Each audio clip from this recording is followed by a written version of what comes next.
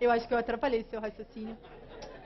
Mas assim, como sei que nada sei, sou o espírito que constantemente nega, eu me sinto cinicamente perdoada. Olha, eu acrescentaria só assim, eu costumo escutar isso de alunas de graduação, quando por acaso a aula entra nesse tipo de assunto, a frase que elas sempre falam é: o quilo de homem está caro no mercado. Elas falam essa frase assim como quem diz: o Corinthians venceu de 2-0 ontem, sabe? É uma coisa assim meio banal, né? E assim, na realidade, quando elas falam isso, elas estão falando da dificuldade de relacionamento mesmo. É isso que elas querem dizer, né? Da dificuldade de relacionamento. Eu acho assim que eu entendi a tua pergunta aonde que os dois se encontrariam, ao invés de ser aonde que os dois se desencontram, né? Eu penso assim, eu acho que quando você diz que você falou que você queria um homem, queria encontrar um homem, eu vejo isso como uma coisa assim meio normal, né? É normal, assim. Assim, eu não sei, isso é uma diferença de ponto de vista filosófico mesmo, da abordagem que a Márcia fez e eu estou fazendo. Eu não sei, eu não sei até que ponto se a gente pode dizer você pode tentar isso ou tentar aquilo, eu não sei. Eu acho que não há dúvida que hoje em dia é muito bom que de repente uma pessoa pode sentir vontade de viver de tal forma e que possa viver daquele jeito e ninguém proíba. Eu acho isso bom, né? Agora, eu não sei até que ponto a gente pode de fato passar da queixa dos relacionamentos para a ideia de invenção de qualquer tipo de coisa. Quando eu digo isso, não é do ponto de vista de que a gente não deve fazer. Quando eu digo isso, é do ponto de vista de eu não sei até que ponto isso de fato constitui uma solução. Eu não sei, né? Eu acho que os homens e as mulheres convivem há centenas de milhões de anos, né? Desde macacos para cá, né? Mas não macaco, estou facilitando a comunicação, né? Desde que a gente vivia uma vida ancestral até hoje. Eu tenho uma grande simpatia pela visão darwinista de mundo. Eu acho o darwinismo uma teoria bastante interessante para compreender as coisas. Então, assim, eu acho que homens e mulheres vivem juntos há muito tempo. Nunca se entenderam muito bem. Talvez hoje a gente tenha novas formas de se entender mal, né? Mas homens e mulheres têm uma espécie assim, de danação um pelo outro. Pelo menos a maior parte da humanidade, que me parece que sempre foi mais ou menos assim. Não significa que é o tempo todo. Então eu vejo meio que normal que de repente você diga que você quer um homem e, né? Agora, eu acho que homens e mulheres se encontram antes de tudo nesse fato de que um deseja o outro. Eu acho que isso já é um encontro. Essa espécie de maldição aí, né? Essa vontade de ficar junto. Esse interesse de que quando por acaso tem alguém do sexo oposto, no caso dos heterossexuais, do sexo oposto, e que desperta o interesse, você começa a pensar diferente, respirar diferente, se mexer diferente, falar diferente, e de repente a sua visão do mundo vai ficando diferente. Eu acho que isso faz parte da experiência profunda da vida, né? Eu acho que isso é um encontro. Eu acho que os dois se encontram aí. Isso é uma hipótese o que eu vou falar para você, assim, eu tenho a impressão que uma dose de mentira na vida é fundamental. Veja, eu não quero dizer com o que eu vou te dizer agora que eu acho que as pessoas têm que sair por aí falando a verdade o tempo inteiro. Eu acho que a verdade às vezes é insuportável. Eu acho que mentira é uma palavra feia, mas talvez uma certa dose de inverdade compõe o caráter respirável da vida. Parte da vida se dá numa zona cinzenta e não preto e branco, né? Mas eu acho que quando a gente está em determinadas agonias, eu acho que ajuda muito, porque no fundo, esse desejo de um pelo outro, essa espécie de maldição, na realidade você tem duas pessoas sofrendo, porque na realidade um quer o outro e um não consegue entender direito o outro, ou tem uma série de problemas entre os dois. Então, às vezes, não mentir faz bem. Mas, sabe que Diga. um quer o outro, mas no fundo, no fundo, no fundo, talvez, do ponto de vista do significado profundo da paixão, o que as pessoas querem é que o outro as queira. Então, se a gente vai ao significado mesmo da paixão, o que é a paixão? É eu ser capturado por um outro. O patos é isso, o outro me pega. E no fundo, quando você fala, a gente quer um homem, a gente quer um homem que nos ame. Então, aliás, eu sempre digo para as minhas amigas, gente, apaga as câmeras, que eu quero falar um negócio terrível para as moças. O único jeito de você ter um homem, assim que queira você, é você não querer. É você passar reto. É sério, gente. Os homens, todos os meus amigos aí que estão dando sopa, gente, eu só encontro os caras ótimos, com umas mulheres babando no chão, que é isso? Aí eu chego pra moça, não faça isso. Ou minhas amigas que querem casar, elas estão sempre assim, babando. Não, passe reto. No fundo, do ponto de vista mas do ponto de vista da lógica mesmo, da paixão. Um homem, se a gente for ao darwinismo brutal, ele quer capturar uma mulher. E essas mulheres estão sempre, assim, abertas, capturantes. Então, é do patos ser capturado. Uma mulher quer ser capturada. Só que às vezes as mulheres ficam muito ansiosas e saem elas na captura. E aí não funciona. Tô brincando, gente. Tô falando sério, como disse ele, tô falando sério, mas tô brincando, porque isso assim, é um pouco absurdo de se falar. Isso só apagando as câmeras, que pode se dizer mesmo, assim, num contexto de brincadeira. Mas eu acho que um pouco a gente tem que levar a sério isso, porque no fundo o que a gente quer quando se fala de amor é esse olhar do outro de reconhecimento que vem, aceite você. Você na sua fragilidade de homem, a outra na sua tagarelice de mulher. No fundo as pessoas ficam esperando que o outro as aceite, no sentido de reconhecimento mesmo, de que você simplesmente é como você é e o outro vem e diz, eu amo você mesmo você sendo vesgo, louco, chato, burro. Enfim, a gente espera isso. A gente espera um outro lá que nos aceite. E as pessoas que ficam casadas há 800 anos são essas assim que elas conseguem até dar risada, né?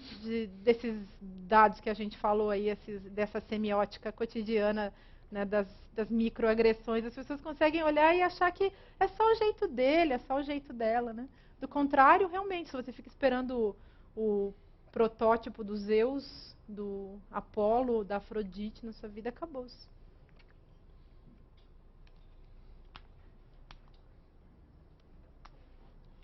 Boa noite, Márcio. Márcio, eu queria, enquanto você relatava a sua história do avião, do Tagarela, eu tenho duas filhas. Uma delas, uma vez, falava muito, tinha 3, 4 anos. E eu tentando cultivar um pouco do silêncio, da reflexão. Filho, papai não aguenta. E uma vez, com toda a sinceridade, ela me disse, pai, eu não aguento ficar sem falar. Eu não consigo. Achei isso muito profundo e muito interessante, porque eu também não conseguia ouvi-la, mas ela não conseguia falar. E me remeteu à questão que o Pondé colocou da política. Será que a gente não está fazendo da alcova uma guerra de poderes? E, no entanto, a gente precisa transcender isso, né, para que as relações sejam boas. Porque as necessidades e os desejos são mútuos. E, às vezes, reconhecer isso, né, e fazer novos contratos, né, no momento em que o homem pode falar e que a mulher pode falar. E a impressão que, às vezes, eu tenho é que a mulher ainda primitivamente fala de uma posição como se fosse inferior. E, na verdade, assim, culturalmente, nós já podemos ter outros modelos, podemos ter outros contratos. E, às vezes, eu fico com essa impressão, assim, que medo de se fazer novos contratos. Queria que vocês colocassem essa coisa de... explorassem isso. Eu não consigo, eu tenho os meus limites, os meus desejos, né, e, ao mesmo tempo, eu tenho o meu poder, mas eu tenho o meu limite também. Pois é, mas eu quero complementar a sua questão para ele. Se a gente... Na verdade, assim, eu quero turbinar a sua questão. Que ótimo! Não, porque, assim, Você vê? Só um detalhe. Assim, porque ele fala que ele acredita que as pessoas não podem se reinventar. Plenamente. E você está falando de ir num para-além. Jenseits. Para além. Então, ir para além. Nesse caso, seria reinventar. Você falou do novo contrato, uma nova possibilidade. Quer dizer, qual é a medida disso? Eu acho que um tanto a gente não... Eu concordo com o Pondé nesse aspecto. Não dá para a gente se reinventar por completo. Existe algo em nós que é identidade, existe algo em nós que é possibilidade, que é construção a partir das quedas, dos tombos, dos reconhecimentos das possibilidades, diferenças, etc. Mas, assim, eu fico com a pergunta, assim, como que você faz para se reinventar? Eu acho que a única resposta possível é você sair da luta corporal e ir para o lúdico, para a ginástica, sabe? Assim, sabe qual é a diferença do cara que está na guerra mesmo para matar e o outro que fica só lutando boxe ali em casa, assim, sabendo que aquilo tem uma hora que acabou. Depois você começa tudo de novo, porque é só esporte. Você achou ruim a metáfora? Não. Não achei, não. Tudo bem? Chega. Então, eu só diria o seguinte, assim, com relação a essa ideia de novos contratos, de se reinventar, eu de fato acho que a gente não consegue se reinventar plenamente. Agora, é claro que há uma dimensão onde há um certo desencaixe. E eu falo desencaixe dos, sei lá, dos últimos 300 anos para cá, porque se a gente mergulhar em 100 mil anos, 50 mil anos, a história é bem mais complicada do que essa. Mas eu acho que há um certo desencaixe nos papéis masculino e feminino. O capitalismo ajudou muito isso, na realidade. A vida na base da mercadoria, né? A pressão por todo mundo ter que trabalhar. Agora, quando eu digo que eu acho que tem certos limites a ideia do se reinventar, não é nem só que a gente não tenha capacidade de inventar novos hábitos. Eu tendo a achar que muito da vida é hábito. Eu desconfio muito da metafísica, desconfio da ideologia, da crítica da ideologia, da utopia político-social e tendo a ser simpático à noção de que os seres humanos têm hábitos, né? E assim, às vezes o que é difícil nessa ideia de se reinventar é qual é a reinvenção que eu devo fazer. São tantas as ofertas, são tantas as teorias, são tantas as ideias do que eu devo fazer para fazer com que minha vida seja melhor.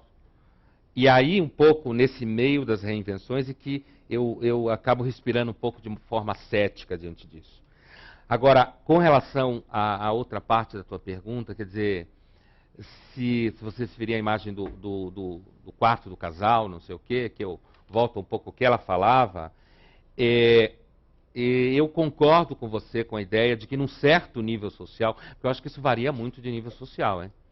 País para país, nível social para nível social. Cultura no sentido quase étnico.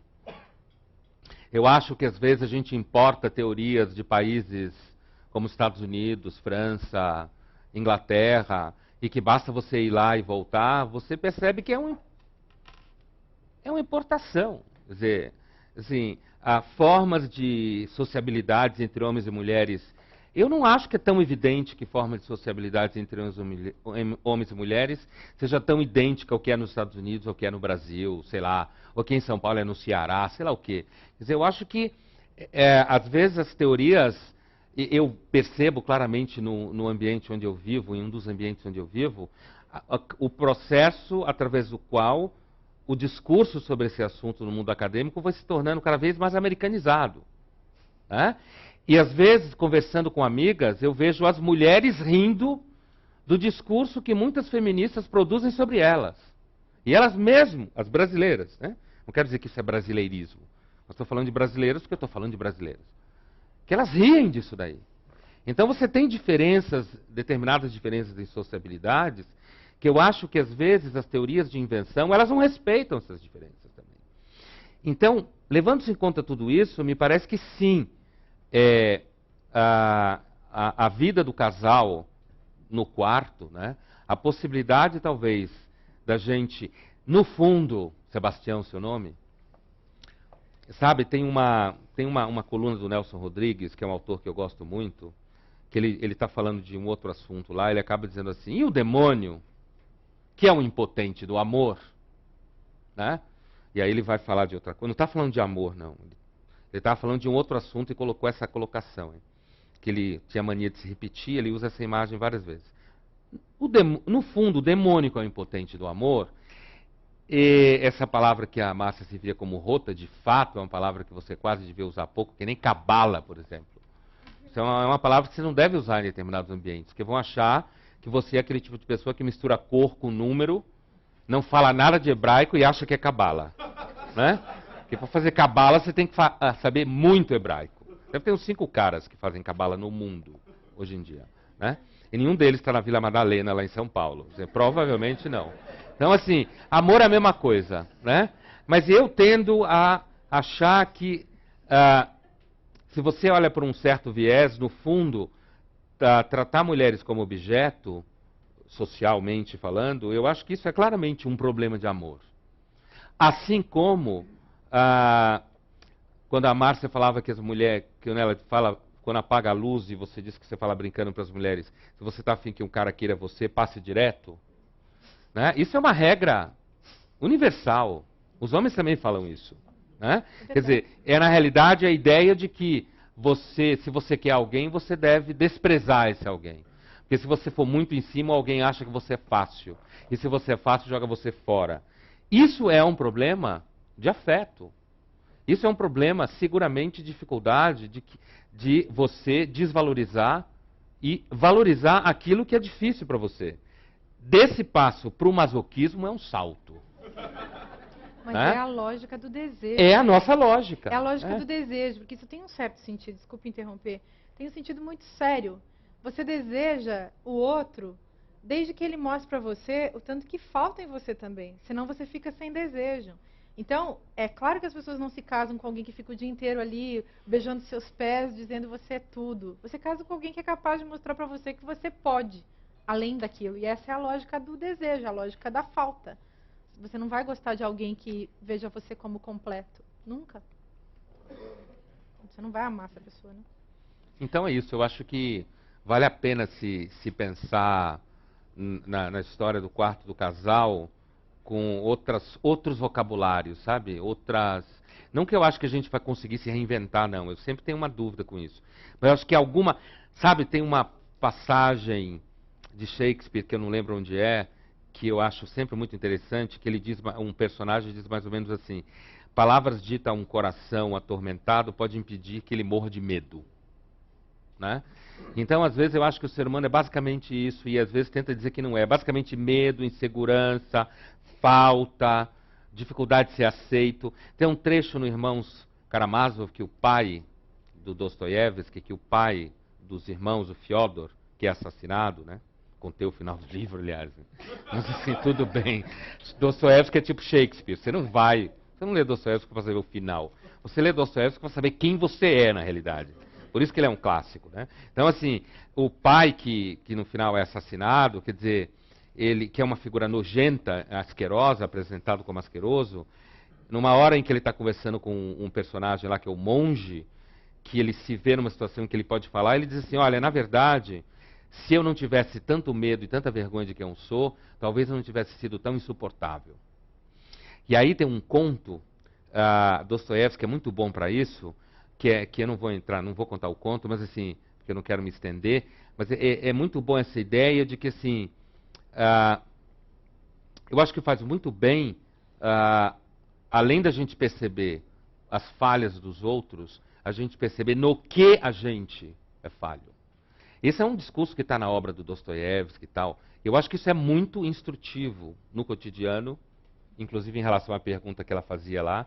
Eu acho que isso é muito instrutivo, porque a nossa tendência, comumente, é projetar no outro e achar que o outro que é o problema. E esse tipo de discurso, é aí que quando eu estava falando da política lá atrás, eu acho que às vezes a crítica da ideologia cai muito nessa armadilha. É claro que existe a exploração, eu não estou pondo isso em dúvida, mas eu acho que às vezes tudo é contaminado por um princípio teórico único. E às vezes eu acho que a crítica da ideologia, ela acaba exagerando uma armadilha, que é muito bom que eu possa fazer uma crítica da ideologia, porque inclusive eu digo que o outro que é mau. Entendeu? Eu acho que isso, talvez superar essa dinâmica pode ajudar em alguma coisa. Sei lá. Who knows? Mas sabe, posso ainda fazer uma objeção? Só mais Pode. uma coisinha que eu queria colocar bem rápida. Eu até acho que a gente tem que fazer um caminho do meio bem aristotélico mesmo, nas coisas todas, sabe? Isso talvez valha como um princípio inafastável dos nossos procedimentos rumo a uma ética, a uma ação ética, qualquer que seja. Que assim, é claro que todo mundo vive dentro de circunstâncias. É claro que todo mundo é determinado por uma cultura. É claro que você não vai conseguir abstrair que você é dono da sua vida até por ali. Mas, por outro lado, no até por ali que você é dono da sua vida, tem um negócio chamado liberdade, que é onde você escolhe o bem e o mal, e que você está, enfim, onde você pode, então, se construir como um sujeito que opta por um caminho ou por outro. Então, no fundo, tem que equilibrar as duas perspectivas, assim. Eu não sei o que o Luiz Felipe chama de discurso americano. tem tantos discursos americanos. Talvez New Left. Então, mas... É a New Left. Então, mas assim... Foucault. Bom, tudo bem, mas assim, discurso americano, discurso francês, discurso alemão, a gente começa a falar e começa a reconhecer discurso judaico, discurso cristão, discurso feminista, discurso sexista. A gente vê o tanto de discursos acontecendo. O único discurso que eu acho que não poderia acontecer, porque seria assim um discurso contra o qual a gente tinha que levantar essa questão da ética, que eu acho que pode ir para além do discurso, que é a busca, aliás, de fugir do discurso. E eu acho que filosofia só tem essa vantagem sobre outras teorias e outras disciplinas, outras áreas, porque ela tenta desmanchar os discursos. Eu, pelo menos, tento agir assim. Para mim é essa a validade. Não posso acreditar em nada e tenho que ir desmontando, fazendo desmoronar essa discursividade excessiva que vem cheia de lei. É sempre toda religiosa, toda cheia de crença, né? Mas eu acho que se a gente consegue desmontar isso, tem alguma chance de construir uma relação que tenha uma ética, que é aquela que preserva a existência do outro. Aí se você for da Umbanda, com religião, cristão sem religião, gay, homo, hétero, trans, intra, tetra, hiper, super-homem, super-mulher, sei lá, super-atriz, super louco, aí você pode ir tudo que você quiser, entendeu? E talvez olhar para a pessoa que você convive como alguém que, sei lá, tanto faz a inscrição que ele estava usando, talvez fique mais fácil, né? Sem a gente ficar decorando a pessoa com o papel que a gente acha que combina com o nosso sofá, né? Bom, passamos para as últimas duas perguntas, por favor, sejam um pouquinho mais sintéticos. Oi. Ele está falando isso para nós. É claro que é. Você acha que é?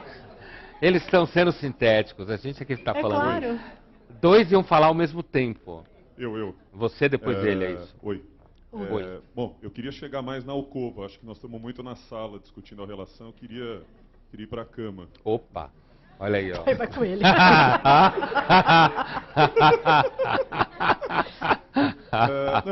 Eu queria que vocês falassem um pouco assim, eu li assim no site mais ou menos o que ia ser discutido aqui, eu achei que ia se discutir muito a sexualidade, acho que de alguma forma está se discutindo, mas eu queria ir mais na questão assim, como que hoje no século XXI, esse homem fragilizado que você falou, que de repente já não consegue mais ser aquele provedor, aquele fracasso, ele não consegue mais atender aquela expectativa do masculino, cumprir aquele papel que foi dado ao homem durante todos esses séculos. E essa mulher hoje, toda independente, livre e tal, como é que isso na hora do vamos ver, na cama, isso acaba atrapalhando ou não a relação? Quer dizer, como é que isso, hoje em dia, a gente vê assim, 1000 revistas femininas ensinando as mulheres a como ter mais prazer, e mais prazer, e mais prazer, porque antes isso era proibido a elas, e aos homens de serem super-homens, superpotentes, se criar toda uma expectativa, e tome Viagra se não funcionar, e use esse ou aquele equipamento, e não sei o que e tal. Como é que a gente está no dia a dia, quer dizer, todas essas questões que foram discutidas aqui, isso está afetando na hora do sexo, na hora desse encontro sexual, porque, por exemplo, pesquisas mostram que os homens ingleses, uma boa parte, prefere uma TV de plasma do que sexo, ou prefere ficar assistindo uma partida de futebol. E talvez as mulheres gostem também de fazer outras coisas, comer, gastronomia, sair com as amigas e tal, do que sexo. Quer dizer, será que a heterossexualidade também está em crise? Ela pode estar ameaçada? Porque a Márcia, por exemplo, eu sempre percebo nela uma grande admiração pelas homossexuais, assim, até de incentivar as mulheres a experimentar. Não, eu acho legal, né? Por que a gente tem que ser heterossexual? Eu tenho outras pessoas que eu admiro mais que as hétero e que as homo. Que são? As castas. Então, não estão nem aí. Que segundo o Milor Fernandes é uma das perversões sexuais mais interessantes. Não, mas você vai lá. As assim, freiras. Luiz Felipe Pondé, o ilustre colega, querido, amigo e tudo, ele não gosta do Foucault, né?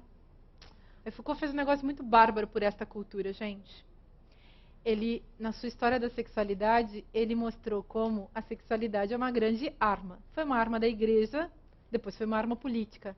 O único jeito de você ficar livre do regulamento da sexualidade, que é uma invenção, que fala do sexo e que diz sexo é isso, gênero é isso, tem que ser assim, tem que ser assado, arroz com feijão, churrasco ou não, tanto faz, você faz o que você... Enfim, quando se descreve que tem que ser assim, quando se coloca uma lei, que é um negócio que a gente chama de sexualidade, cada cultura inventa a sua conforme a necessidade de regulamentação das corporeidades, de modo geral, a gente já começou a estragar com a liberdade das pessoas. Então, eu acho que o único jeito de se ver livre disso é dizer peremptoriamente, ninguém tem nada a ver com a minha vida. Se eu sou hétero, homo, trans, intra, super, ultra, mega, nada, casto. Eu acho os castos ótimos. Os caras não estão nem aí com sexo, estão longe.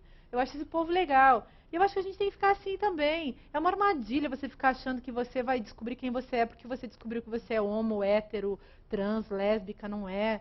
Deixa esse negócio aí que a gente não sabe o que é em paz e fica numa boa. O máximo que a gente pode fazer nesse território sem ser infeliz é ter prazeres. E os prazeres sem ficar contando para todo mundo também, né?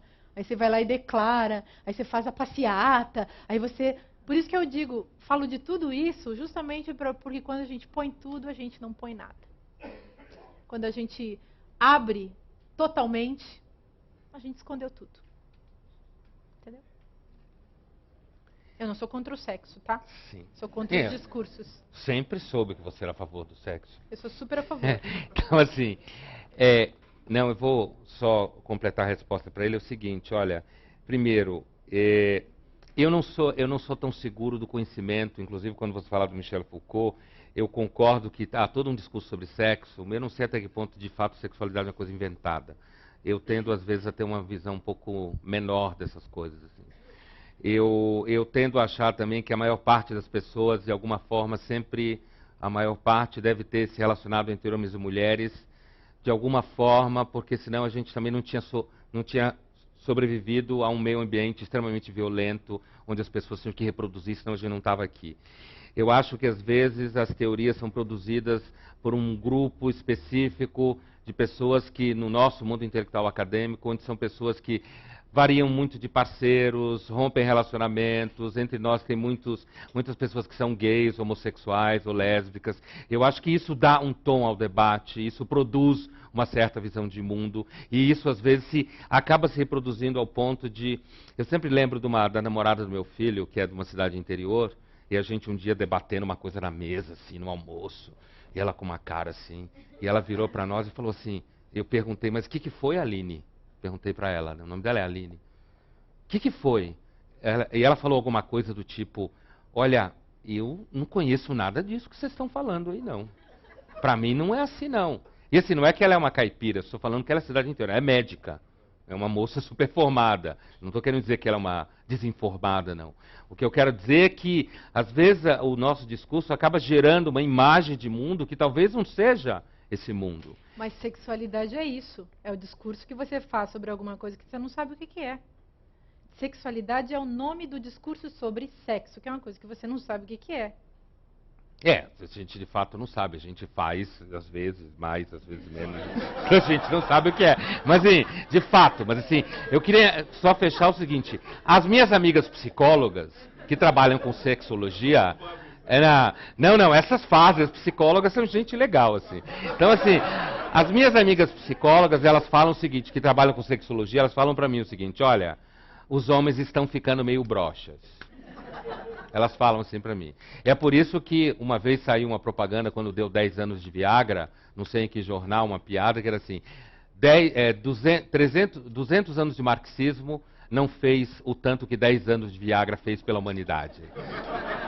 Né? Quer dizer, resolve uma série de problemas enormes, o sol aparece, só porque existe uma coisa chamada Viagra.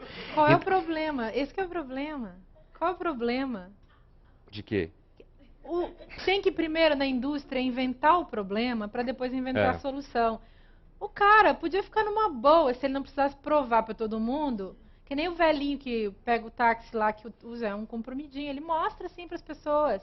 Ele mostra que toda semana a velha dele não tá mais afim, ele não tá mais afim da velha e tal, e ele já tá velho, é tudo velho, e ele tá cansado, e ele entendeu, porque ele foi educado na base da pornografia, que sexo não pode existir assim, que não pode existir sei lá, uma idade avançada para fazer sexo. Ele entende que sexo é com as gostosonas, essas do estereótipo da prostituta, enfim, do discurso também imagético da pornografia. Então, coitado, ele é vítima disso. Ele não consegue saber que ele podia fazer outras coisas, inclusive podia de fato ficar assistindo futebol. Vai que a TV de plasma é mais legal, gente. Não, quanto sacrifício que a pessoa tem que fazer para ser macho, ou para ser fêmea, ou quanta mulherada que sofre porque tem que ter filho.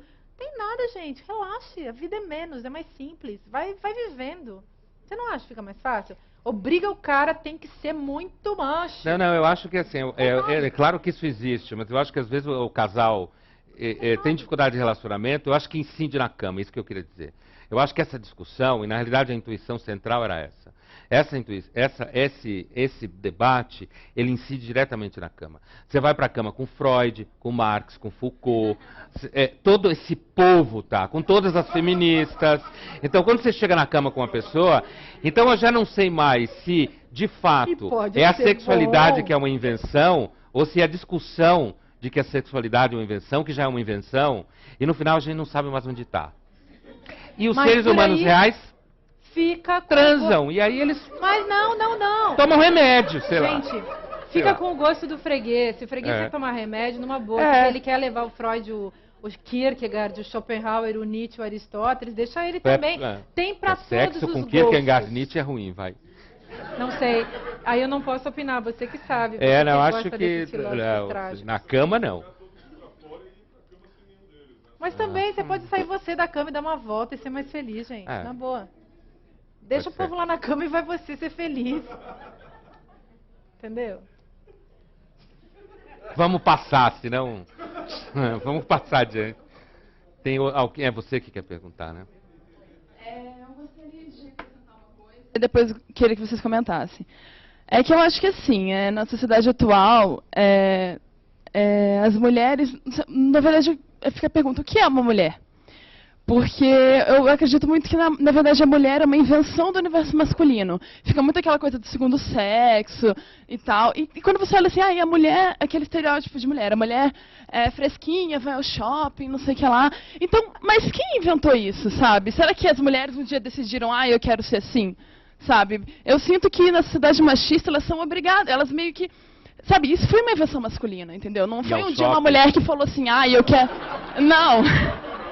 Não, mas tipo, essa personalidade submissa da mulher, entendeu? Essa coisa...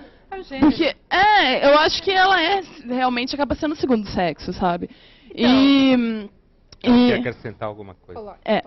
E assim, e aí tem esse lance do Freud falar que a mulher tem inveja do pênis, mas aí por outro lado seria que o homem não tem inveja da mulher poder gerar, entendeu? Da potência da mulher, que a mulher tem o poder de gerar, o homem não, né? E também a outra questão seria que o Lacan dizia que existia a mulher fálica, né? Então, quando ele criou essa expressão mulher fálica, ele queria dizer, tipo, eu acho que, na minha opinião, seria uma mulher mais dependente, uma mulher... Sei lá, mas ele usou o termo fálico do universo masculino para denominar uma coisa que seria feminina, entendeu? Então aí ele já estaria sendo machista usando um termo masculino para denominar uma mulher e tal, querendo ser... Bom, enfim, aí eu queria que vocês comentassem sobre a mulher fálica e sobre a possível inveja do homem, da mulher por ela poder gerar e tal. É isso. Você sabe que eu já fiz um café filosófico inteirinho sobre isso? Assim, dá até para você assistir, porque aí a gente esgotou a conversa em torno dessa questão, sabe? E, assim, eu já escrevi várias coisas sobre essa... E já teve muita gente que escreveu sobre essa invenção da mulher. A invenção do homem, a invenção da mulher. Eu acho que a gente fica se inventando, mas lá pelas tantas a gente perde o molde, não sabe mais o que é invenção e o que é cultura. Então, claro que dá para você olhar e pensar que a construção do gênero é uma determinação de uma sociedade que... No feminismo mais clássico, a gente chama de patriarcal. Eu não acho que esse nome seja ruim, mas acho que ele não é um nome que possa ser usado de modo absoluto também, dentro das transformações pelas quais passa a cultura que envolve homens e mulheres e outros gêneros. Acho que o conceito mesmo de gênero vem se estilhaçando. Mas, assim, no feminismo clássico, você encontra muito isso, dessa construção heterogênea da mulher. A mulher é uma construção do homem à medida que ela é moldada segundo o desejo do homem. Isso você encontra em 1000 lugares, na definição dos papéis, da maternidade, do lar, da casa, isso desde Aristóteles até o século XX. Quando a Simone de Beauvoir começa a falar do segundo sexo, é isso que ela vem dizer também. Ela vem, na verdade, tentar inverter um pouco a leitura. Quando eu fiz essa pequena leitura aqui, dessa tentativa de mostrar como as mulheres podem ler os homens, como elas podem redesenhar os homens, é nesse sentido de não mais pensar só como os homens inventaram as mulheres, mas como numa inversão, como uma espécie de herança, como um resultado inevitável do feminismo, as mulheres livres de igual para igual com os homens também começam não apenas a inventar a si mesmas, mas começam também a inventar os homens. E isso acontece na literatura. Se você quiser fazer um vasto estudo sobre a história do feminismo, não basta você ir aos filósofos, que foram, de um modo geral, sexistas ferozes, com raras exceções. Cito aqui 2 exemplos, um que é o Condorcet e outro que é o Stuart Mill, que por acaso era um liberalista radical e por isso coerente com o seu princípio. Mas, de um modo geral, mesmo os caras que a gente acha os mais legais, as moças, as Andréas da vida, não deviam ler Nietzsche nunca, porque eram sexistas ferozes. Então, acho que isso é sério. E desse outro ponto de vista aí da inveja do útero, eu acho que isso tem realmente seria muito longo falar sobre tudo isso aqui, mas se você for ler os diálogos platônicos, com todo o funcionamento do método da maiêutica em Sócrates, ali você já consegue perceber aquilo que eu não chamaria simplesmente uma inveja do útero, mas a ultrapassagem da inveja, se você vai a Lacan mesmo, se dá justamente na construção do desejo. E o desejo do filósofo, ele nasce dessa condição da criação uterina, que é a criação melancólica. Então, que é viver do próprio vazio, viver do nada e continuar exercitando isso. Mas acho que isso, pelo menos Sócrates, ele aprende com a sua mãe, que era parteira. E o parto das ideias, que não é um parto do corpo, é uma criação incrível, que foi digamos assim, uma reserva de mercado dos homens, historicamente, mas que ele aprendeu com uma metáfora que é do corpo das mulheres, que é o parto. E por aí vai, e por aí vai. Provavelmente Luiz Felipe Pondé não concordará com essas minhas ideias subversivas, mas... Subversivas? Totalmente subversivas. Nada subversiva. Por quê? E aí, bom, eu vou completar só dizendo o seguinte. Bom, quando eu falei que não é subversiva, é porque eu acho que elas são a regra geral do mundo que a gente vive intelectual. Nesse sentido, não acho que é subversiva. Agora... Ao contrário. Eu diria o seguinte, assim, eu concordo com você quando você diz que existe em grande monta uma certa invenção da mulher. Eu acho que às vezes a gente exagera essa ideia. Eu não acredito que as mulheres vão a shopping e querem comprar porque foi inventado pelos homens. Eu vou contar para você uma história. Eu participei, há algum tempo atrás, de debates sobre gênero, mas era especificamente transexuais e homossexuais. Era um festival, há poucos dias atrás. E me chamou a atenção que tinha alguns filmes, né? E tinha um filme especificamente onde aparecia um ato sexual, onde tinha um travesti e um homem fazendo um ato sexual, e o travesti de costas para o homem de 4, e era um ato sexual dessa forma. E aí a mesa, eu não estava na mesa, nessa mesa. Essa eu estava assistindo. E aí rola um debate onde surge um termo chamado falo.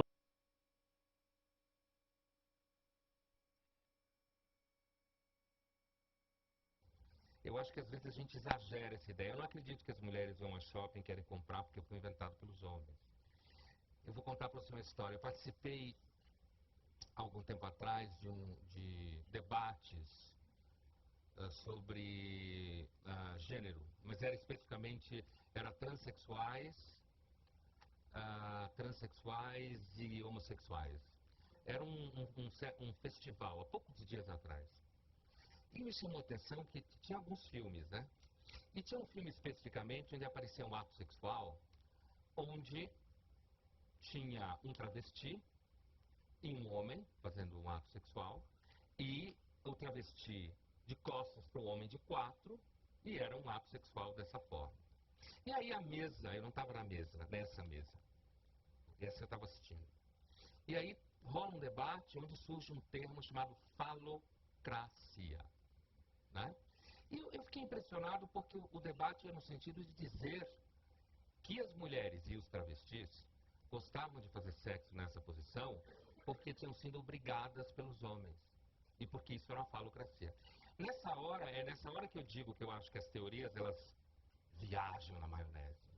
Nossa, mas isso é Entendeu? absurdo. Não, mas isso era discutido Sem por gente do fundamento. ramo, gente especialista no assunto. Em quem? Sexo? Não, especialista em gênero, transexuais, gays, nisso que eu digo, especialista nesse assunto. Havia toda uma crítica ideológica de fundo, né?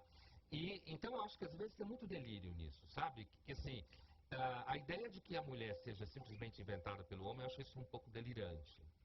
Eu acho bastante razoável isso que a Márcia falava, essas metáforas são óbvias, na maêutica que ela falou, a relação com o parto, com o útero, com a geração, com o nascimento, isso de fato é verdade.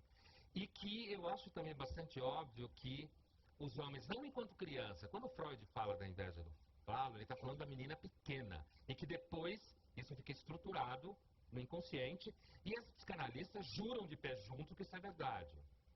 Mas é claro que as psicanalistas só são psicanalistas porque, no fundo, elas querem acreditar nisso porque estão submetidas ao discurso machista. Então, elas acabam acreditando nisso. Mas, no caso dos homens, em relação à inveja do útero, eu acho que essa ideia, embora eu não conheça nenhum psicólogo que tenha descrito isso no bebê não, na criança primitiva, como fala o Freud, no início da vida, eu acho que essa é uma ideia bastante razoável, no sentido de que, de fato, você tem um poder em jogo aí. Psicanálise é pura crença, gente, é religião, esquece. Então, Vamos pra filosofia. Então, assim, e no final da história, me parece, quando eu te dei esse exemplo da falocracia, isso foi falado como teoria, crítica ideológica. Eu acho que às vezes a gente viaja na maionese, sabe? E quando eu digo viaja na maionese, no mundo das ciências humanas, às vezes a gente acaba acreditando demais. Porque, por exemplo, nós não temos a mínima possibilidade de testar uma hipótese como essa. A mulher foi inventada pelo homem e o homem foi inventado pela mulher. É razoável imaginar que há uma dose de construção cultural nesse processo, mas a ideia de que a identidade da mulher tenha sido simplesmente inventada pelo homem e que a mulher deseje coisas porque o homem obrigou ela a desejar, ou vice-versa, me parece que é uma enorme onipotência do teórico. Eu não acredito muito nisso. Eu acho que há algo aí. Então, em relação à sua pergunta, eu acho essa ideia de que pode haver algum tipo de inveja no jogo entre homem e mulher, eu acho isso uma ideia razoável. Faz sentido. Assim como a inveja do falo, não dá para ser provado. Mas eu acho que faz sentido. Eu não acredito que os comportamentos femininos sejam simplesmente criados por conta de homens que criaram mulheres e elas acabaram sendo assim. Assim como interpretar uma posição sexual como falocracia, eu acho que isso toca as raias de uma piada, do ponto de vista teórico. Achar que a posição sexual e a forma do desejo sexual é simplesmente uma imposição de uma cultura. Porém, eu concordo com você, porém, nesse aspecto, porém, é claro que na hora que os teóricos se reúnem para construir hipóteses sobre o que as pessoas estão fazendo na sua vida física, lá no concreto, esses teóricos estão interpretando e construindo teorias que depois eles vão passar para o público, como nós aqui. O público vai sair acreditando, porque é ali que mora o degrau ideológico de toda a teoria. Não tem teoria que escape disso. A gente tenta desmanchar essas ideologias, mas existe um aprisionamento sempre que você começa a construir essas hipóteses. Então, o problema é esses intelectuais construindo a noção de sexualidade dos gays, dos travestis, das mulheres, dos homens e dos outros que possam existir. Aí aparece, sim, um discurso que eu acho bem precário, bem difícil. E quanto ao desejo, realmente eu não concordo com você, Luiz Felipe. Eram todos gays da mesa, viu? Transexuais. Bom, que seja, mas eles estavam construindo teoria, porque eles estavam ali construindo o ficcional sobre aquilo que é real. E a gente tem que ter, quando fala qualquer coisa, muito cuidado, porque a gente fala sempre com um abismo em relação às coisas como elas talvez pudessem ser. Isso a gente nunca vai saber. Por isso que interessa tanto o campo do simbólico, por onde a gente fala. E quando se fala que não se pode nunca dizer que uma mulher foi inventada por um homem como se ela tivesse sido moldada como uma escultura. Esse complexo de Pigmalião, ele tem que ser também um pouco criticado. Agora, que os nossos desejos, dentro de um universo de exposição simbólica, de linguagem, de teorias, de ideias, que o nosso desejo vai sendo confrontado, formado, moldado, remoldado, cozido, costurado, isso eu acho que é um fato inevitável, por isso que nós estamos aqui conversando. Vocês desejam e nós desejamos o mesmo desejo, que é ficar junto aqui nesse, seja delírio, seja verdade, seja possibilidade, queremos ficar aqui nesse regime do transcendental, gente. E eu acho que entre os homens e as mulheres, e os outros que se intrometeram nessa relação hoje em dia, isso está sem dúvida em jogo. E eu não acho que isso seja delírio. Convidamos todos vocês para o lançamento do livro Mulheres, Filosofia ou Coisa do Gênero, da Márcia, em colaboração com Bárbara Valli. E gostaríamos de agradecer aos nossos ilustres convidados por ter debatido esse tema. Obrigada. O impasse entre a mulher emancipada e o homem seguro nessa época. Eu vou sempre pagar o almoço dele quando a gente almoçar juntos, entendeu? Vamos então.